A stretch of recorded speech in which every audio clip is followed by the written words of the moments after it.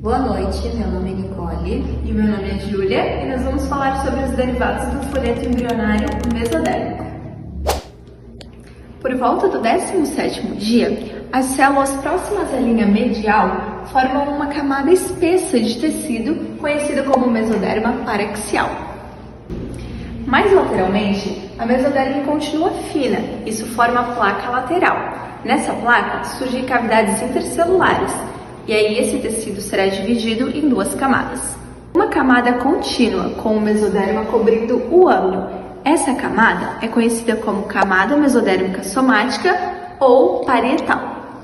Juntas, essas camadas revestem uma cavidade recentemente formada, a cavidade intraembrionária.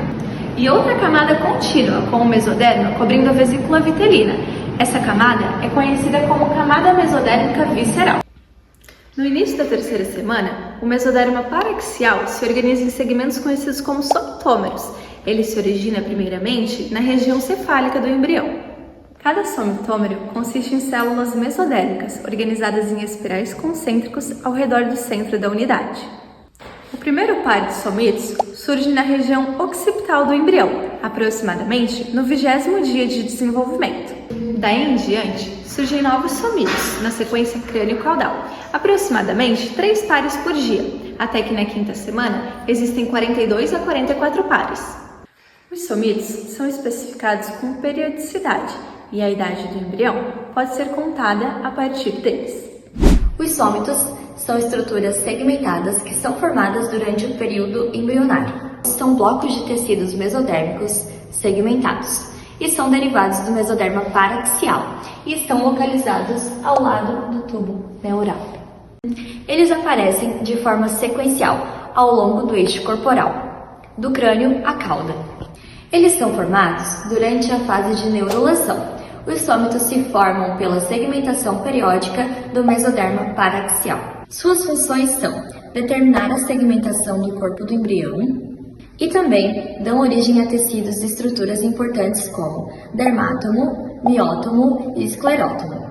O dermátomo forma a derme, o miótomo origina os músculos e o esclerótomo dá origem às vértebras e costelas. O mesoderma intermediário é o que conecta temporariamente o mesoderma paraxial à placa lateral e diferencia-se em estruturas urogenitais. Nas regiões cervical e torácica superiores, ele dá origem a grupos segmentares celulares, que são futuros nefrótomos. Enquanto mais caudalmente, forma a massa tecidual não segmentada, que é o cordão nefrogênico. O mesoderma lateral forma duas camadas, a camada visceral e a camada parietal. Elas recobrem os órgãos e revestem a cavidade intraembrionária. A camada parietal, junto com o ectoderma sobreadjacente, formam as pregas da parede corporal lateral, que junto com as dobraduras da cabeça e da cauda, fecham a parede corporal ventral.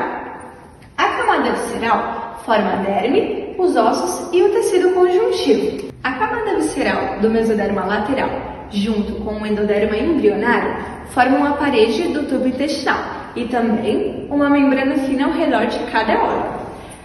A camada parietal formam as membranas mesoteliais ou serosas, que revestem as cavidades peritoneal, pleural e pericárdica, que fazem o revestimento dos órgãos. Oi gente, meu nome é Letícia e eu vou falar sobre a parte interna do desenvolvimento do folheto embrionário endodérmico. Oi gente, meu nome é Camila e eu vou falar a parte externa do folheto embrionário endodérmico. O folheto embrionário endodérmico forma um sistema digestório do embrião e, além disso, ele forma principalmente o teto da vesícula vitelínica. Além disso, o endoderma dá origem à cavidade epitelial do sistema respiratório, da tuba auditiva e da cavidade do tímpano. Faz também revestimento epitelial da bexiga e da uretra, como também do estroma reticular das tonsilhas e dos rins, e também dá origem ao parênquima da tireoide, às paratireoides do fígado e do pâncreas. Durante o desenvolvimento embrionário, o tubo neural se alonga e as vesículas cefálicas crescem. Com isso, permite o movimento fetal do bebê de se curvar-se para baixo.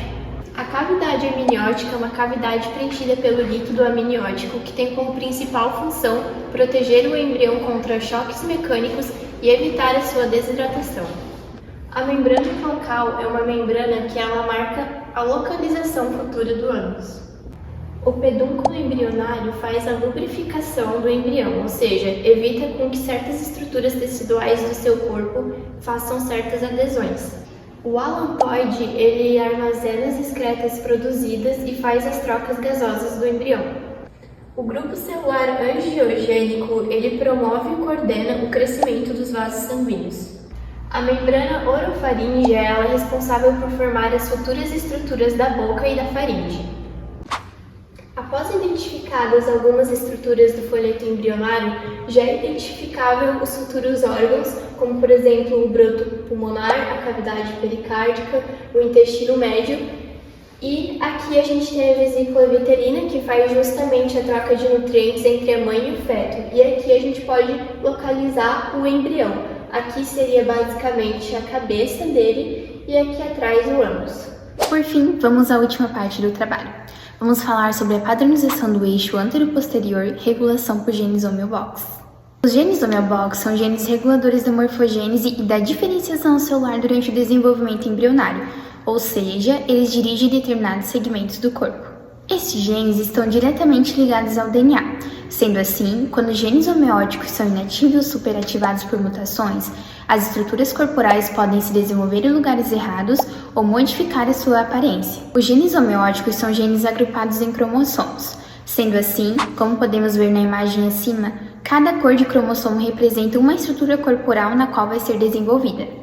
Por fim, vamos falar da aparência externa do embrião a partir do segundo mês de desenvolvimento. Sendo assim, durante o segundo mês de desenvolvimento embrionário, a região da face e dos membros fica mais aparente, tendo os olhos, o nariz, a boca e a orelha mais desenvolvidos. Logo, também surgem 2 sulcos radiais, que se separam-se levemente em 5 regiões, que vão se tornar os dedos. Estes sulcos originam-se primeiramente na região superior do corpo, pois esta região tem um desenvolvimento mais avançado que a parte inferior.